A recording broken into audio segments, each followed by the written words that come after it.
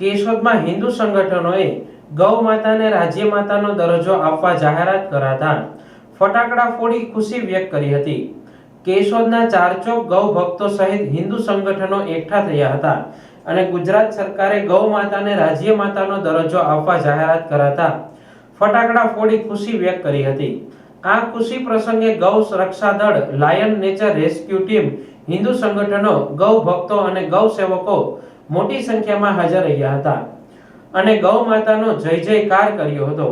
આ પ્રસંગે ગૌ રક્ષકો અને હિન્દુ સંગઠનોએ ચાર ચોકમાં ફટાકડા ફોડી ખુશી વ્યક્ત કરી હતી અને લાંબા સમયની લડત બાદ ગૌ માતાને રાજ્ય માતાનો દરજ્જો મળતા તેમની હત્યા અટકશે તેમ જણાવ્યું હતું।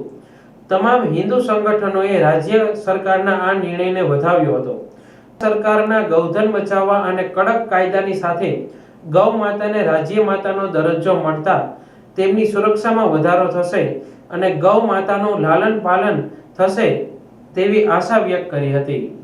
મારું નામ નંદ ચુડાસમા છે, ગૌરક્ષક ગુજરાત કેશોદ અધ્યક્ષ છું અને જે રાજ્ય સરકારે જે ગૌ માતાને રાજ્ય માતા દરજ્જો આપવાની જાહેરાત કરી છે એ બદલ રાજ્ય સરકારનો અમે સમગ્ર હિન્દુ સંગઠન કેશોદવાસીઓ અને ગૌરક્ષકો ખૂબ ખૂબ આભાર વ્યક્ત કરીએ છીએ અને જે આ સંઘર્ષ જે હતો સદીઓ જૂનો એ સંઘર્ષનો જે વિરામ આપ્યો છે અને હજી રાષ્ટ્રમાતા કરે જેથી આ હિન્દુઓનું સમગ્ર સનાતની સમાજનું ગૌરવ જળવાય અને આ ગાયોને ઉકેડામાંથી કાઢવાનું જે આ કાર્ય કરશે, ગાયને રાજકીય સન્માન મળવાથી ગાય ગૌહત્યાનો કાયદો તો હતો જ ગુજરાતમાં, પણ જે રાજકીય સન્માન આપ્યું એટલે ગાય ઉકેડામાં ને લોકોને નડતરરૂપ અટકશે અને જે આ નાક કપાય છે એ બચશે। જય ગૌ માતા।